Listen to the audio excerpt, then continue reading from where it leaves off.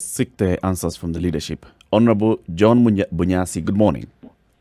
Morning. Yeah, I use Sakwa actually. John is my middle name. But good morning. How are you? Yeah, good morning. So John is your middle name? Yes, Sakwa is my first name. Okay, Sakwa Bunyasi. Good morning, sir. Asante sana for speaking to us. Welcome to the Situation Room. This is Kenya's biggest conversation. Thank you. Thank you. We have seen images, pictures coming from your constituency in Nambale. And in fact, there's a photo here of a road. Someone had posted it and said, this is what used to be a road that led to John Bunyasi's home, the Honorable Bunyasi's home. It connects Busia County to Bungoma County. Yes. This looks like a river, Mheshimiwa. Yes, we have sections that look like small lakes, definitely. And it's all a result of having contractors that are incompetent, being given jobs they can't do. So we have had this contractor on the road for 5 years now. Finished it in about 2. This is just sort of playing around with it. And once a road is put in contract, you cannot do maintenance because the funds for maintenance are embedded in the contract. I see. So you can only do makeshift little things, but the contractor has to fix it. And the contractor is really one of these bad ones we are seeking to remove. Bonasakwa, just paint us a picture of how Nambale constituency is now in this period of COVID-19 and floods. Well, we in Nambale constituency doesn't have serious problems of flooding, although we get very high water tables after heavy rains, which makes temporary structures like mud houses unstable, and some of them have fallen. And then unfortunately, the mud house structures are mostly with the elderly and the poor. So there is a disproportionate impact on the poor when we get heavy rains such as those that we are having. Secondly, all our roads are maintained either by the county government or by the national government through a fund, through CARA, on the fuel fund, which only do spot maintenance. And so in the heaviest of rains, our roads get impassable.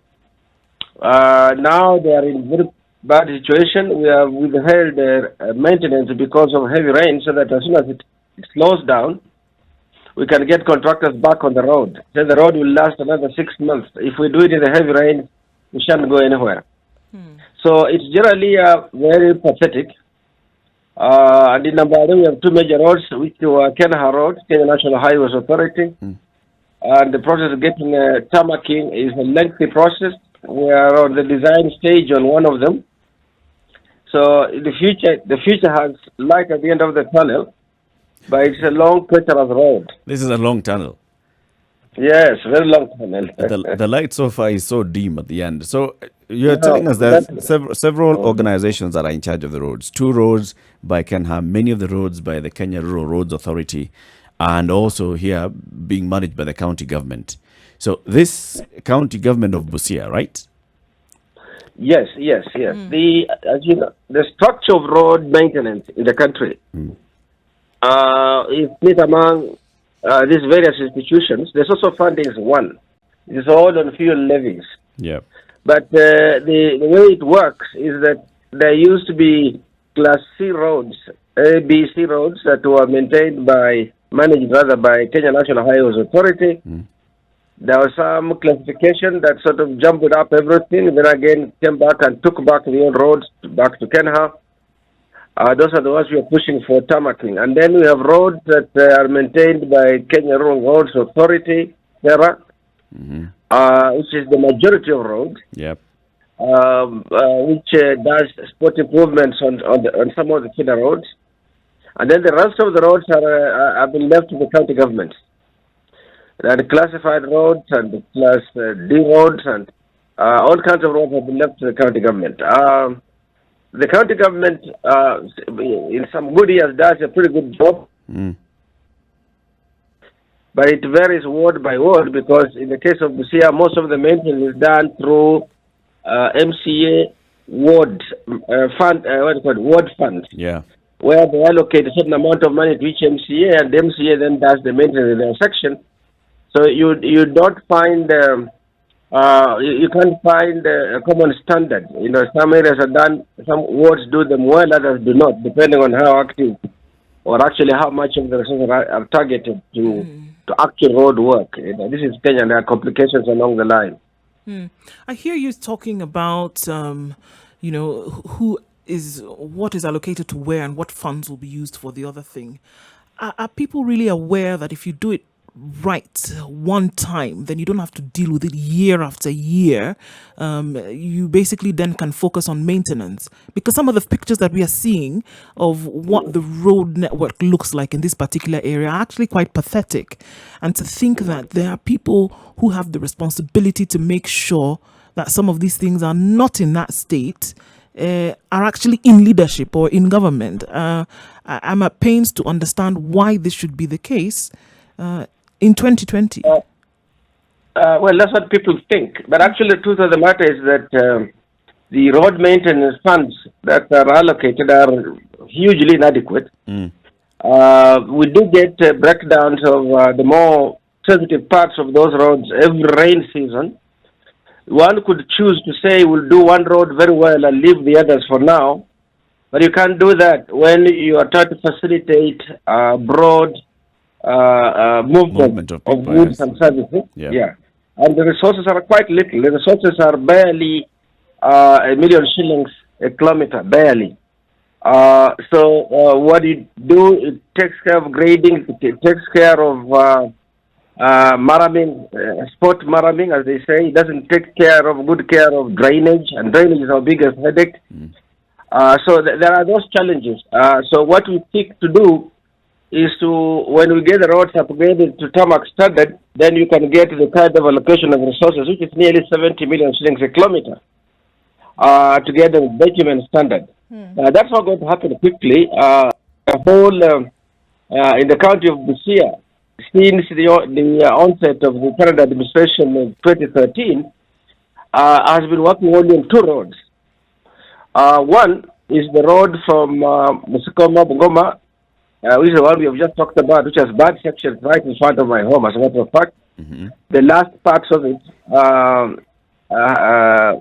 has been under repair, under bitumen upgrading, and the other is from Busia to Malaba. But, you know, this was given to the same contractor, who is somebody who is actually absolutely incompetent. Honorable Bunyasi. Yes. Yeah, thank you so much. And these are perennial challenges, and the issue about roads infrastructure also a perennial challenge.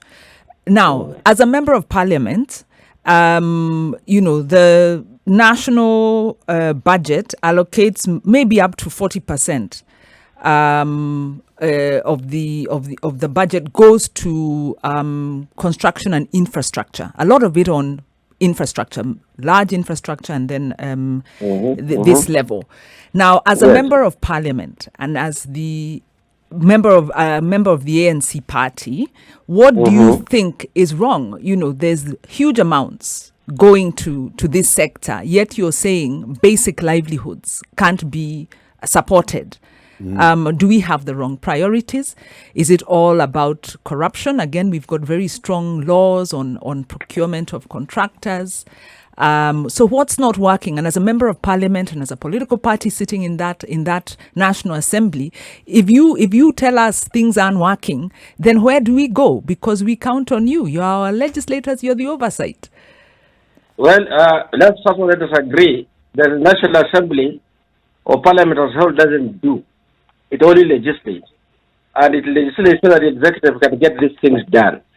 But going back on the basic principle that you have alluded to, we have a huge allocation to infrastructure, but the allocation among the various modes of infrastructure is probably lopsided, and there's also a serious regional imbalance. It's lopsided in the sense that infrastructure, let's talk about road infrastructure, transport infrastructure for now, road rather, not just transport but road. The there are a large number of roads. I don't have the number of roads countrywide that have been launched for tarmacking around the country, where you put up 100 million there, you put up 2 billion there, and you put up a little bit there and so on, but not enough to get the roads done and completed in good time, so that the roads that we had earmarked that would be done aren't done. If this had been done, for example, in the case of my constituency, I have 3 roads that are critical roads to do. This one that passes by my home is in the last phase, the last stages of the tarmacking. A larger part, just 5 kilometers away from my home, has already been tarmacked. And now I have 7 critical kilometers to finish. Thus, I live at that tail end. So you get some pictures with the small lake right in that section. Yeah. But we also have got other roads like roads from, I don't know if this will make sense to many people, that interconnecting roads like from Mungati to Mianga is in Bumula, Bungoma, to Malakisi, which is still Bungoma, and then enters Teso and goes to Oaxaca. These are roads that are very critical for inter-sub-county transportation. That is being designed. The design is nearly over. Hopefully, it will now enter the budget. And then we have one that connects Busia, all the sub-counties of Busia, Butla, Nambale, Teso South, and Teso North. From Butla going all the way down to Malaba. The maintenance on that has gone relatively well because they don't have such difficult sections, such as those that social media has highlighted on the one road from Mungasi going towards Mianga.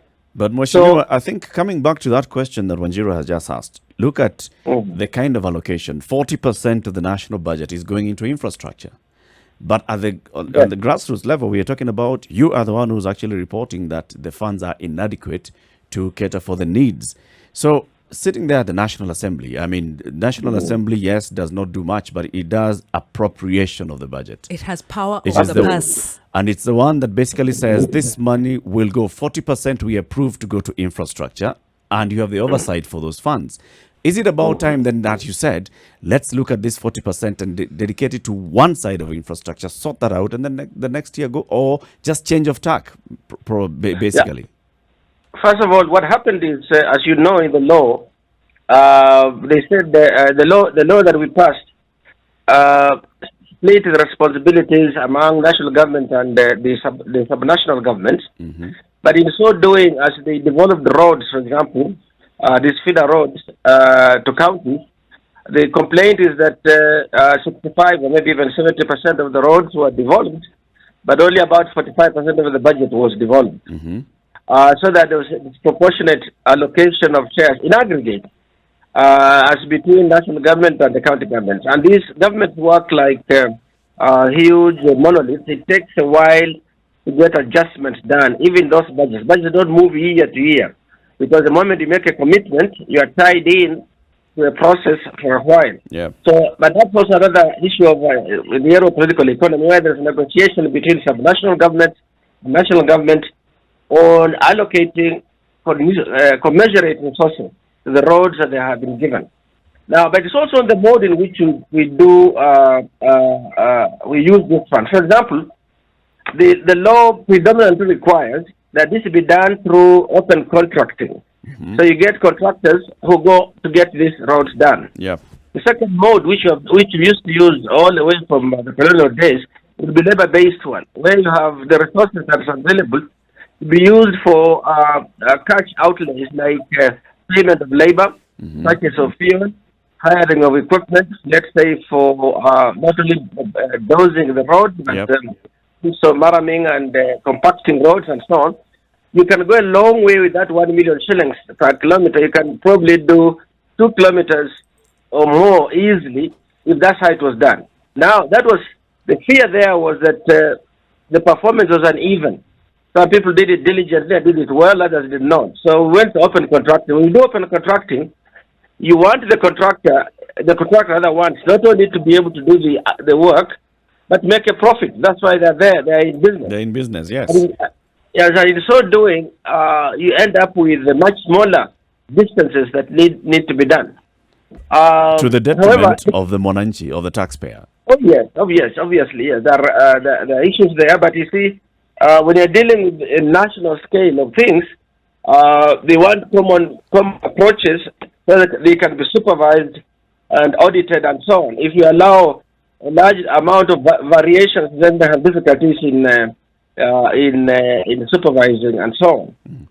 So you find, and then of course we have some realities, like in my case, the roads on which I have resources already that can be done. I stopped the work even though the roads are in a bad state because the rains are very heavy. The rains in that part of the country, we get huge downpours every day. And so if you allow them to go in and just sort of muddy up the road, if you get about a week of dryness, then they can able to go in and actually repair the road. So we have contracts issued, funds are available, the contractor is on standby, so that we can get the rain to subside before we can do that. Are we going to see, just from from the top of your head, and you're just looking at, because like we say, these are problems that have been happening over the last easily 10 years. Is there a solution ahead? Because if we look at what the problem is, and however that can be defined by various players in this sector, looking at a solution for the future, is there something ahead that we can be saying, this is what is going to happen? We will not have this problem again. Because as it is, from where we sit right now, we can be assured that in 2021, we will have the same problem again when the rains come back. And Honorable Bunyasi, just as you answer that, can I also ask you? You alluded to this contractor, irregular contracting. We've got very strong procurement laws. Again, when we look at Parliament as the oversight authority, in terms of prudent utilization of funds and awarding of these contracts, where is the loophole? Because we have the law, Honorable Bunyasi, what's not working? And as you sit in Bunge and you're looking at this contractor down there, what are you feeling that you needed to have done in your capacity as an MP and as the party, as your party sits in Parliament? What is the agenda that they should have been fronting? Okay, fine. I like the normative approach that you're having on this issue, but the truth of the matter is that I think the law is fine in terms of the procurement law that defines the processes by which contractors will be selected. The problem is in the administration of the law.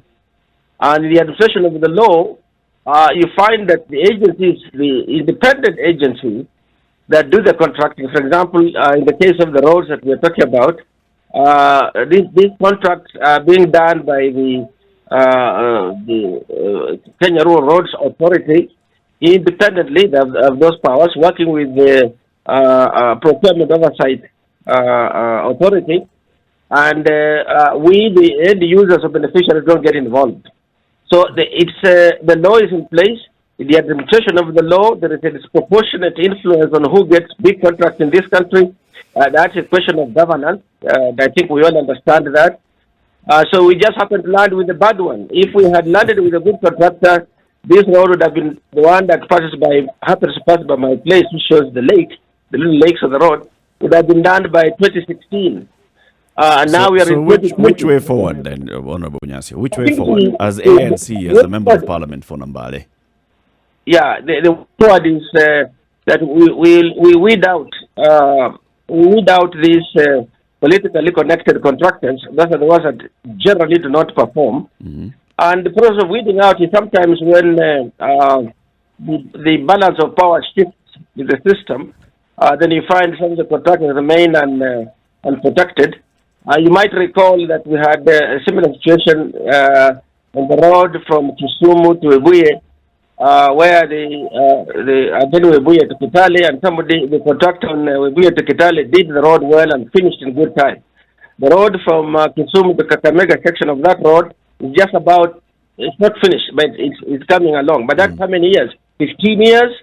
Yeah. It was done during the Quebec years.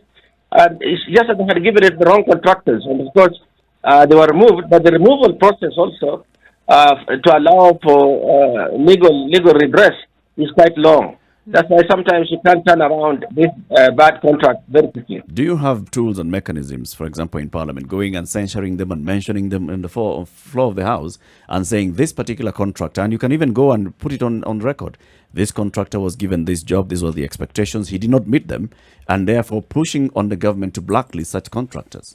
In fact, Honorable Bunyasi, just adding on that, apparently there is a blacklisting process, and in fact the roads sector is the most opaque in terms of disclosure of information. So what are you doing as a member of parliament? Because obviously you're affected, your constituents are affected, and they'll blame you. What are you doing as a member of parliament to ensure that that blacklist is enforced and that there is enough information so that even the public themselves can take up the call? They can petition against that contractor if they had the information they need. Yeah, okay. Of course, under our laws and the Constitution, even bad operators have certain legal rights. Unfortunately, so you can't name them except in certain very specific circumstances. But in respect of this one contractor that is dealing with the tarmacking of the road, there is already a process underway. So, and I can't get into that since this process is he has his right. So now I can't mention the name now or what exactly is that. But there's a process underway. But in general, when you get either rogue contractors, incompetent contractors, or a contractor who for any reason is unable to complete the contract, it is indeed true that we need maybe to amend the law to shorten the process by which you can remove the contract from one go to the next. They fear generally that if you make the law such that that can be done very simply, very quickly, there's also going to be what we call willful interference, where you can say, I don't like that guy who was given the contract, we're going to snatch it and give it to someone. So there are all manner of protections that have to go along with this as we seek to get a solution. An important thing is to have the community involved, that's how you see the social media is very active, in our case too, like many other places, to point out what is not working, to focus on, for example, things like that. And there are some feelings that this leadership, this government doesn't care about us, blah, blah, blah. But there are a couple of other complications in the process. Honorable Sakwa Bunyasi, the MP for Nambale constituency, thank you very much for speaking to us this morning. And, thank you. And poleni sana to the people of Nambale. I mean, we can see the floods and the rains have really, really affected your livelihoods. Poleni sana. We hope that you, as the leadership there, are able to come to the rescue and aid of as many people as possible. Thank you. We're working on it. Asante sana. Have a good day. Thank you. Thank you. It's 8:30. This is The Situation Room. It's Kenya's biggest conversation.